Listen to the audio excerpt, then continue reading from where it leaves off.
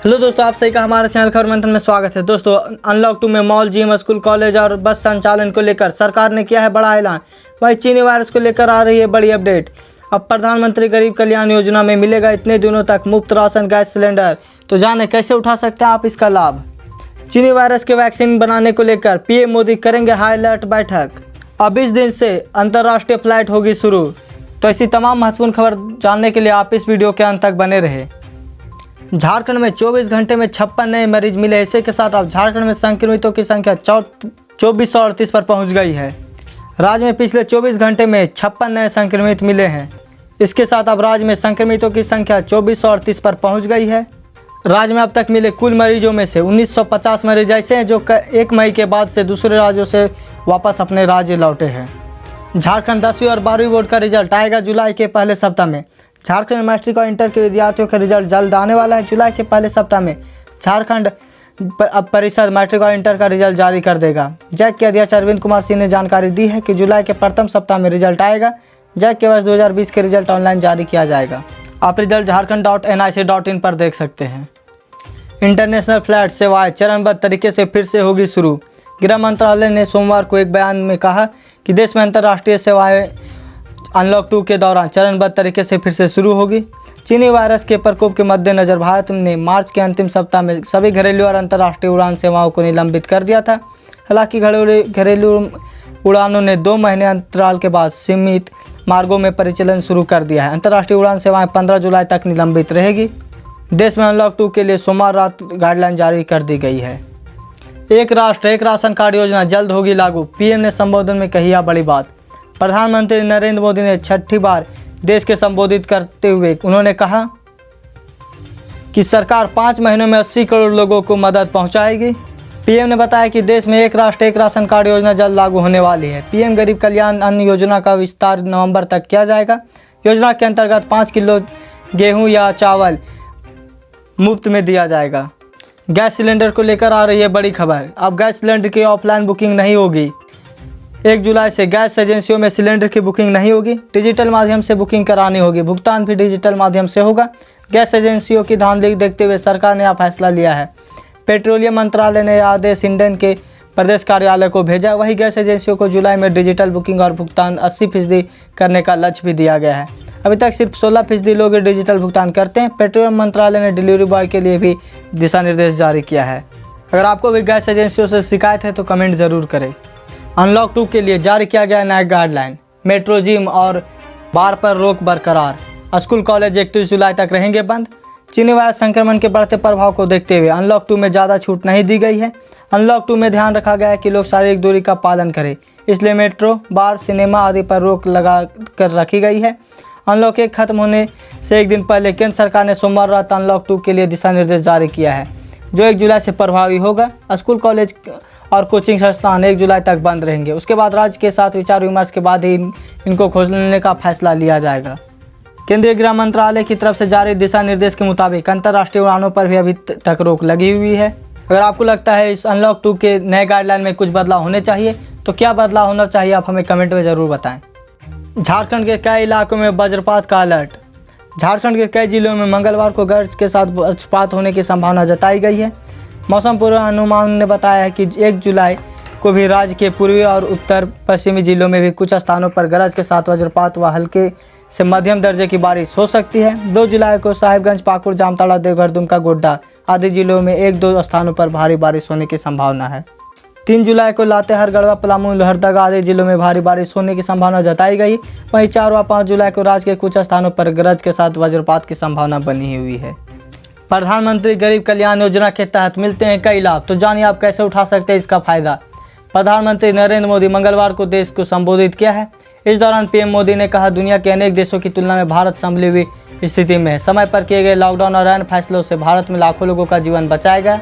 इसी के साथ मोदी ने घोषणा किया कि प्रधानमंत्री गरीब कल्याण योजना के अंतर्गत गरीबों को मुफ्त राशन देने की योजना बनाई गई है, जो नवंबर तक बढ़ाया जा रहा है। अब ये योजना नवंबर तक देश में लागू रहेगी।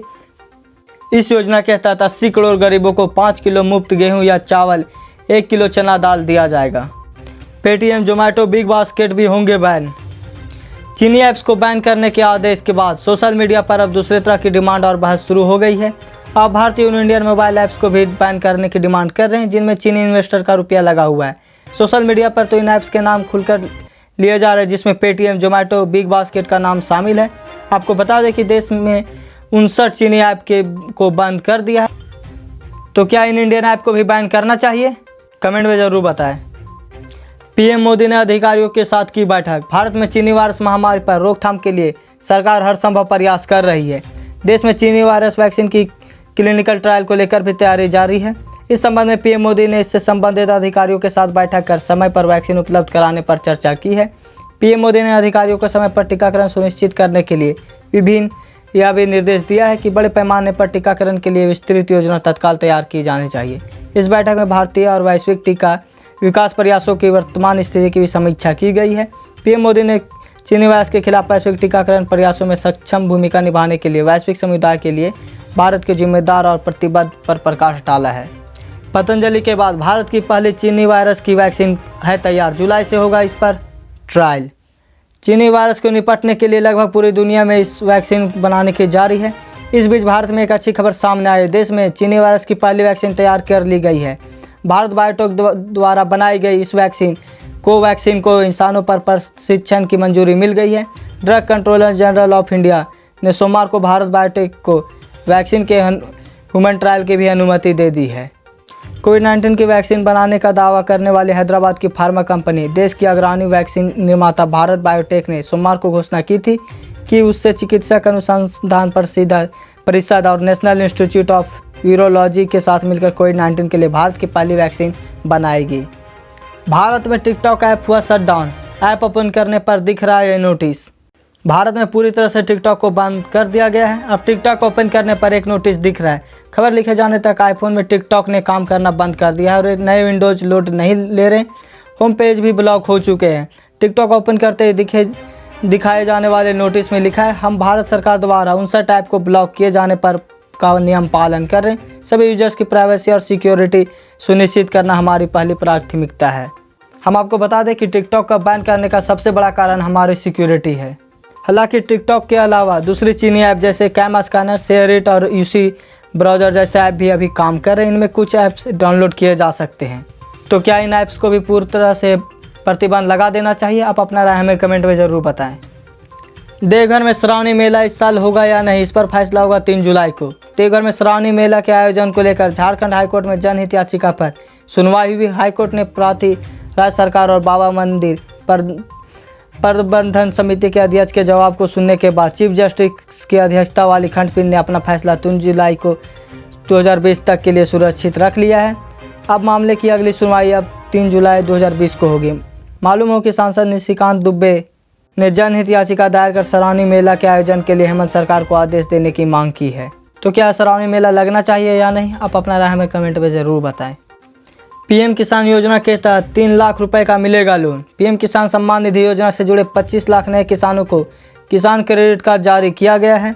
इस योजना के तहत दी जा रही लोन की लिमिट 25,000 करोड़ रुपए है। इससे पहले 1 मार्च से लेकर अब तक 3 करोड़ किसानों को 4,22,000 रुपये मिल चुके हैं, जिसमें 3 महीने का लोन माफ़ किया गया है।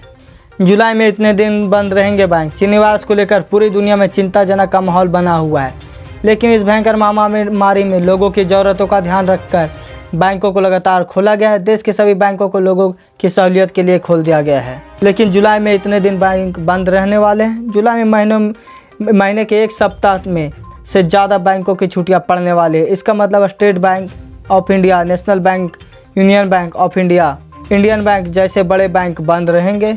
इसलिए जल्दी आप अपना सारा ज़रूरी काम निपटा लें। इस सीजन नहीं तो साल 2021 में चीनी स्पॉन्सर्स के साथ आईपीएल को खत्म करना होगा अपना करार। किंग्स 11 पंजाब के सह मालिक नेस वाडिया ने मंगलवार को इंडियन प्रीमियर लीग में चीन प्रयोजन को धीरे धीरे खत्म करने का आह्वान किया है, जहां इस महीने के शुरू में पूर्वी लद्दाख में हिंसक झड़प के कारण दोनों देशों के बीच तनाव बढ़ गया। 15 जून को गलवान घाटी में 20 भारतीय सैनिकों के मारे जाने के बाद चीनी उत्पादों के बहिष्कार के लिए आवाज़ें तेज हो गई। वही अब चीनी अब तक अपने सैनिकों को मारे जाने की रिपोर्ट को बाहर नहीं ला रहे हैं।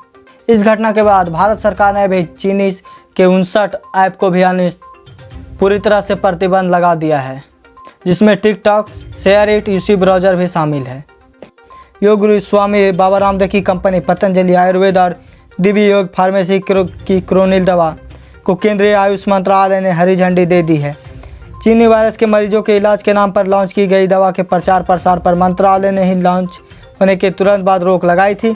उत्तराखंड के स्टेट ड्रग कंट्रोलर ने दिव्य योग फार्मेसी को नोटिस भी भेजा था, मगर अब आयुष मंत्रालय ने इस दवा को बेचने की अनुमति दे दी है। हालांकि मंत्रालय ने इसके लिए कुछ शर्तों भी लगाई है। इन शर्तों में कहा गया है कि स्टेट ड्रग लाइसेंस अथॉरिटी द्वारा जारी लाइसेंस के आधार पर ही पतंजलि आयुर्वेद इन दवा को बिक्री कर सकेगा।